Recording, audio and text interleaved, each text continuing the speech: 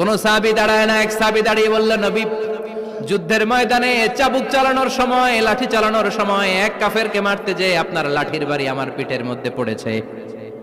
আপনি যেহেতু এই কিসাসটা আদায় করতে চান, আপনার পিঠে আমি লাঠির বাড়ি মেরে এটারে শোধবোধ করে দিতে চাই। বিশ্বনবী বললেন, ওমর রাখো, এটা বান্দার হক, মিটাতে দাও। বিশ্বনবী বললেন, আসো, তুমি এসে আমার পিঠে লাঠি দিয়ে চাবুক দিয়ে বাড়ি মারো। সাহাবী বলে, ও নবী, তখন দুর্ভিক্ষের সময়ের যুদ্ধ ছিল, আমাদের গায়ে জামা ছিল না। যখন আপনি আমার চাবুকটা পিঠের মধ্যে মেরেছেন, আমার পিঠে তখন জামা ছিল না। আপনি যদি যথা নিয়মে কিসাসটা আদায় করতে চান, আপনার জামাটা খুলেন, খালি পিঠের মধ্যে বাড়িটা মারিস।